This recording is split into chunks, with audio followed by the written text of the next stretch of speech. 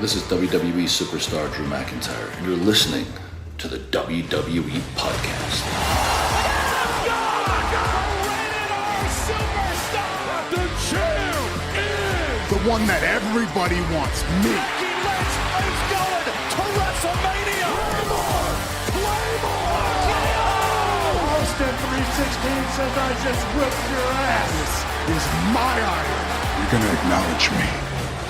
What is going on, everybody, and welcome to this week's episode of the Main Event Review. Thank you very much for tuning in once again.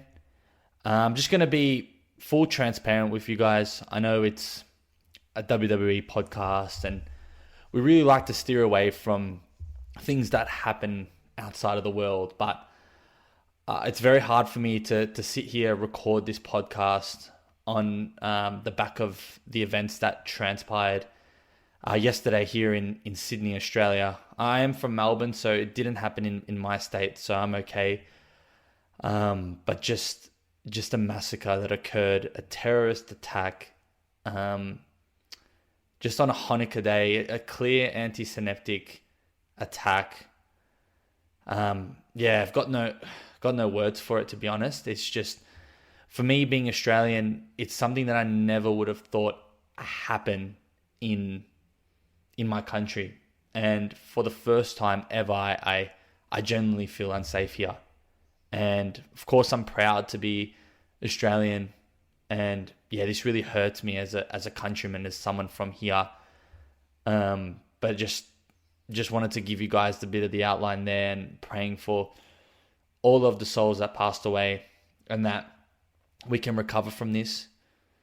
And yeah, I just wanted to just mention it. If you guys aren't aware, it's probably all over the news as well, but it's really affected me mentally the last 2 days. And I will just try to not think about it when recording this podcast and talking about what I love, and that is wrestling as well. So again, having the platform to be able to do this, being able to just be able to do this as well, I got to be grateful for. And yeah, I just hate to see things like this, even in general, but especially when it's just so close to you as well.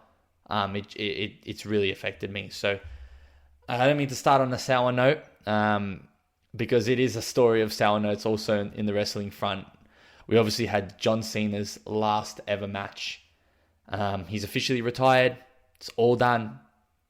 He loses his final match, tapping out and finally giving up to Gunther.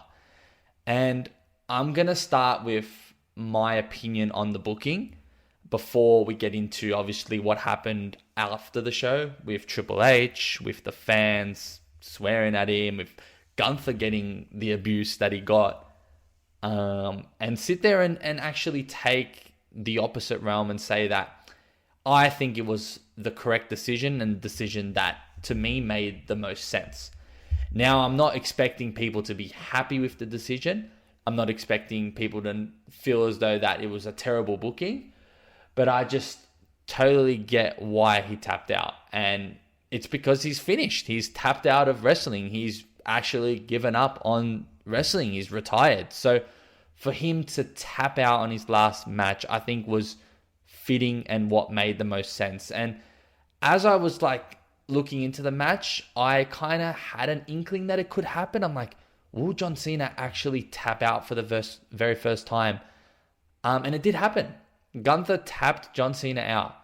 And before everyone can sit there and blame Triple H, and yes, Triple H has been very, I think, interesting when it comes to his bookings, and I've been critical of him as well with some of the bookings he's made, and just the fact that he hypes everything up, makes things about him, and it doesn't deliver. In this instance, I generally feel that it was John Cena's call. Now, Triple H needs to sign this off, but I think John Cena was the one that approved this and had the final say in how he was going to go out in his retirement match. So for that alone, I do respect that John Cena did it this way, and it made the most sense. What I can criticize Triple H for is when he came out in the ring, being the first one to come out, he finds a way to make things about him, you know what I mean? And it's just annoying, that fake smile, you knew it wasn't genuine.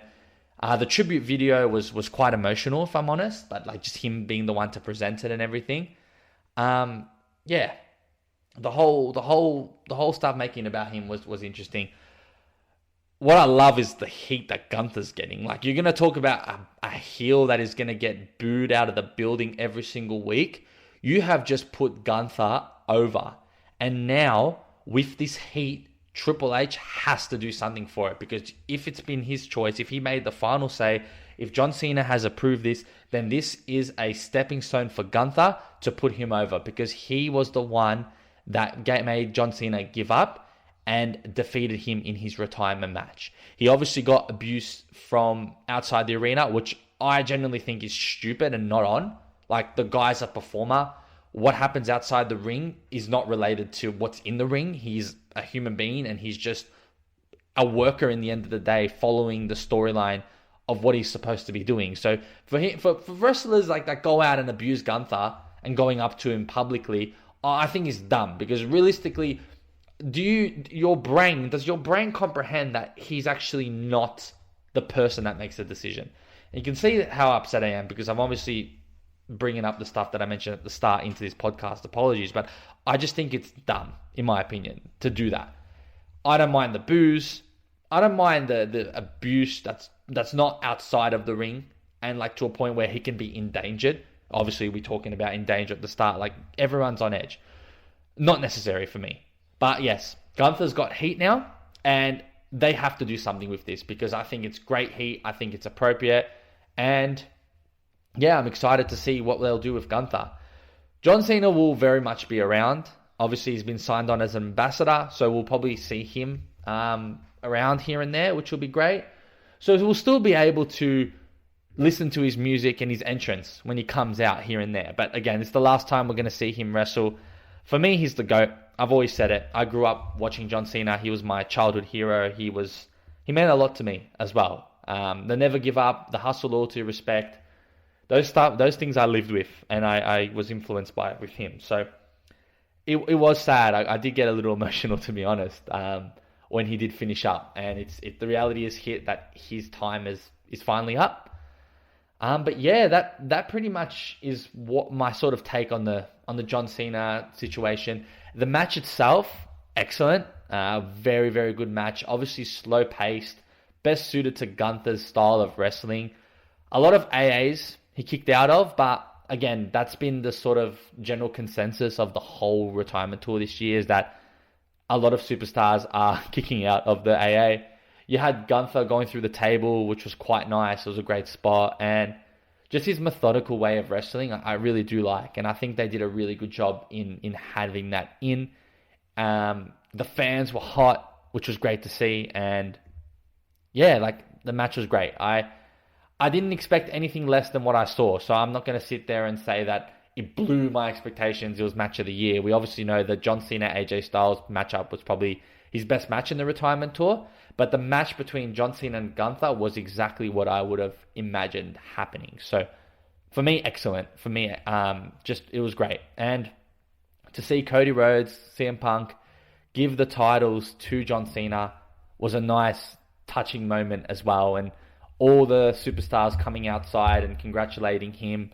Seeing Kevin Owens, which was awesome. Seeing Sami Zayn with his kids. Seeing Rob Van Dam, Kurt Angle, Trish Stratus, and I'm probably forgetting a few more, but all there. Oh, Elias too. Seeing Elias was awesome as well. In the crowd, just getting ready to watch his match and just congratulate him was simply awesome. And there is no doubt that he's going to be a Hall of Famer. I think they should just get it done with and give him the Hall of Fame next year. I think it's time. I don't think we need to wait an extra year. We haven't obviously inducted anyone else besides Stephanie McMahon. So why not induct John Cena next year? Like, we all know he's gonna do it. So yeah, that's the case. And I guess, yeah, it's the end of John Cena, but let's see how things go moving forward. We're obviously on with the future. We had the rest of the main event matches, which we'll review, but we'll go to our original sort of show, which is the main event review with the quick 2 matches.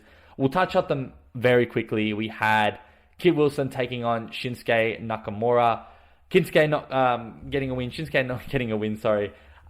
Kid Wilson still just he can't win a match on main event, and it's good to see him get some time there, but nothing really going on with his character. And Shinsuke is just a feel-good moment wrestler at the moment. He was in the 5v5, but I don't really suspect that he'll be doing anything else. But, Shinsuke is a legend. So it's great to see him perform in ring. He's got exceptional in-ring ability. It's just a shame that obviously English is not his first language. He can't really pull any effective promos. But I like that he's still in the company just to perform in matches like this. So, yeah, pretty standard match. And then we had, I think it was Rio, one of the members of the El Grande Americano team. Obviously, this being Pete Dunne. And, man, I know Pete Dunne's being a workhorse, but the fact that he has to wear a mask and be a luchador, you get paid, I guess. If you don't do it, you won't become part of WWE. But at the same time, I just think it's just unfortunate that he has to resort to having that character, if that makes sense. But the match was, quite solid. We had the final outcome, which was the same finish that El Grande uses, which is the metal piece headbutt. Obviously, Primo, I think, was the one that provided the headbutt to Rio. Obviously, then Otis came in and interrupted that, attacked him, and the ref got distracted. That allowed the chance for, I'm just going to say Pete Dunne, to put the metal piece in his head, headbutting Akira Tozawa and getting the victory there, which I think was the right decision. I think those two, it's a shame that they are what they are, but at the same time, I think the Americanos need the momentum. Hopefully we get to see them. Oh, it's Bravo and Rio. So Bravo giving the piece and Rio finishing it off there, Rio, which is good. But yeah, just to give them some much needed momentum going into whatever they have planned for them, whether it's on Triple R or whether it's on Raw. Let's see what happens. But we haven't seen El Grande in a while on Raw, and yeah, I don't know what they're doing with him. I don't know what's going to happen when Chad Gable returns. There's a lot of sort of moving pieces with that as well. So we'll keep eyes on that. But again, the Alpha Academy just continue to stay on main event. But that pretty much wraps that up. We then had Saturday night's main event with the first match, Obafemi taking on Cody Rhodes. And that ended in a disqualification with Drew McIntyre entering. And I did think that Cody Rhodes would win the match. But then, as I mentioned in my SmackDown review, go check that out. I've got 2 episodes filling in for Amanda and then 1 more next week, that Drew McIntyre would interfere. I didn't know that the match would be a disqualification, but I knew he'd interfere, and he definitely did. He obviously disqualified hit Cody Rhodes and gave him the victory on disqualification. So you can say that Cody Rhodes technically won, but it was obviously a disqualification. And then you had Obafemi supporting Cody, hitting Drew McIntyre with a chokeslam. And that's when both of the superstars held each other's hands up in a match that was quite solid. I'm keen to see Obafemi get on the main roster. I think I'm ready for that. I think it will be awesome to see him there. He's currently the NXT champion. I do suspect that once he drops the belt, he'll be moving up to the main roster. I think that would make the most sense. But this was probably the right decision. You don't want to cost Obafemi a chance to like lose his momentum, or I guess not get the result. At the same time, you don't want your champion dropping a match to Obafemi either. So it was probably the right decision there. We obviously are not seeing the end of Cody Rhodes and Drew McIntyre. We're probably going to see a match either on the next Saturday night's main event or at the Royal Rumble. Who knows? But again, this is a filler match like Kevin Owens last year before we get to the real main stuff, which is obviously the WrestleMania stuff as well. So yeah, again, a match that protects both superstars. I want to see Obafemi on the main roster coming soon, and we'll get more Cody Rhodes and Drew McIntyre. We then move on to the next match, which was Sol Ruka taking on Bayley. And I'm happy I predicted this. Sol Ruka getting the victory there with a few counter pins to win, and one of the biggest wins of Sol Ruka's career. She's incredible in the ring. Let me tell you, I am so keen to see her development in the future, because I think she's going to be doing a lot of really good things. I think there's a lot of story to be told there with Zarya. I think they're obviously having a feud soon, I reckon. There was rumors that was going to happen at Saturday night's main event. It didn't make sense to do it given that not everyone, including myself, follows NXT on a weekly basis, obviously due to time and just the resource. But again, Sol Ruka getting the victory on Bayley, and Bayley continues to do a really good job in putting superstars over. So, it was a great match. Bayley's really good in the ring. She's got great chemistry, and Sol Ruka has that Soul Snatcher, which is an incredible finishing move, but overall she's just quite athletic, and I think she offers something really different to a lot of these other women, and that's what makes me excited for the future for her as well. And I think she's another one that definitely is going to the main roster as well. And speaking of young and talented, we have Leon Slater and Javon Evans taking on AJ Styles and Dragon Lee. I almost said AJ Lee. I always get confused when I talk about these two. But two 21-year-olds born after John Cena's first ever match, which is quite crazy. We spoke about Javon Evans on SmackDown. Leon Slater, I've heard a lot about him, but I didn't really know much about him because he is on TNA. And again, if I'm not having time to watch NXT, how can I really follow TNA that greatly? But at the end of the day, it was awesome to see two young stars compete. And again, they've got bright futures as well. They're uber athletic. They came out the gates hot with some crazy high-flying moves. The match didn't go too long, but at the end of the day, AJ Styles getting the Styles Clash on Leon Slater and getting the victory. But it was just a great display of athletic ability. And we had a botch. I don't know if that was a botch, but what I was impressed about was the fact that for someone so young, Leon Slater was able to adapt to the situation and improvise on the fly.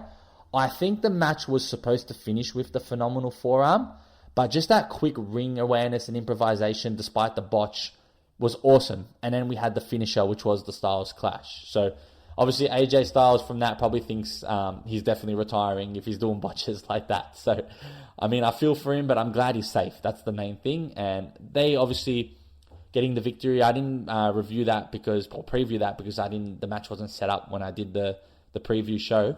But yeah, that was the right decision. We got to see Javon Evans, which we've been seeing a lot, but seeing Leon Slater for me was awesome. And he also looks like he's got a bright future and is uber athletic as well. And who knows, we may see them two have a lot of rivalries when they get on the main show eventually. I think Leon Slater will probably have a run in NXT and Javon Evans will probably get to the main show quicker.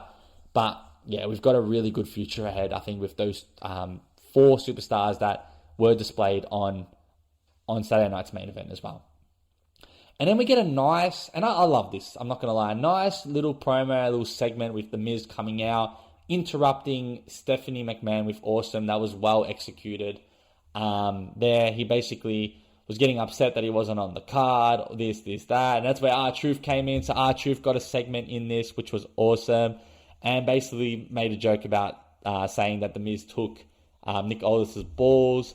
And then R-Truth obviously gave the ball that was supposed to be drawn. And that's when The Miz said Joe Hendry. And albeit, say his name and he appears. That's exactly what happened. We saw Joe Hendry make his appearance on Saturday night's main event into the ring. The Miz wasn't happy about it at all. Pushed Joe Hendry, and then we had a bit of a brawl there. And then the essential big choke slam that he's got, the standing ovation, I'm pretty sure he calls it, on Miz, and then hitting the 5 or 10 knuckle shuffle with R-Truth. And it's just funny to see R-Truth posing with Joe Hendry with the close-up pose that Joe Hendry always does. And again, I think when Joe Hendry gets on the main show, I would love to see him and The Miz feud. I think that would be an awesome debut sort of rivalry for Joe Hendry. He's signed on to NXT, and we're going to see him on the main show as well. So there's so many young superstars that are elevating on NXT that are going to get on the main show. And I think the main show is going to be stacked, and it's going to be interesting to see how Triple H, if he books stuff correctly, books everything there as well. So that pretty much wraps up the last segment, as then we obviously spoke about John Cena's last retirement match to end the show. He was talking about him starting the show, and no one really talked about how the fact that he just blatantly lied, or if Triple H was like, no, we're definitely not doing that. That's definitely going to be the main event. Or he was just trying to get people to just tune in at the start, saying that he'll be first. So when he wasn't, people were already locked in and expecting it. And then when the show came on, obviously we saw Cody Rhodes and Obafemi, so they had no choice but to stay and wait. That would have been a smart play because, you get people to actually watch while thinking that he was first. But again, that wasn't the case. It was always going to be the main event, and it was, and it delivered. To me, the decision was the correct decision, whether you like it or not, in terms of a booking, and if we take our emotions away from it, the correct decision. John Cena has given up. He has retired. Of course, his mantra is to never give up, but he has to follow, I guess, what his mantra is and the fact that he is retiring. So it was a great decision. And the fact that he smiled just showed how genuine it was. And it was great to see him being genuine in the ring as well and not being into character too much. And that was quite awesome to see. And obviously a respect for Gunther as well. He didn't hold the sleeper longer. As soon as he tapped, he let go. And low-key, that's a bit of respect from Gunther's eyes. If you want to see anything good from him, he's got so much heat now. He's going to get so many boos. But yeah, John Cena's finished up. And also this episode has finished up. And apologies to start on that sour note. But it's been very, very sad here. And it's really affected me. But again, thank you very much for tuning into this week's episode of the main event and Saturday night's main event review. We'll be back with a normal main event review next week, followed by my final SmackDown review as well. Again, if you have been enjoying the episodes, thank you for tuning in and just supporting the pod as well overall. But yeah, I'll catch you guys next week on SmackDown review. Cheers. Thanks for listening to the WWE Podcast. Don't forget to subscribe on your favorite podcast app so you don't miss a show, or head to WWEpodcast.com. And for all of these shows ad-free, head over to patreon.com/WWE Podcast. Until then, we'll see you next time.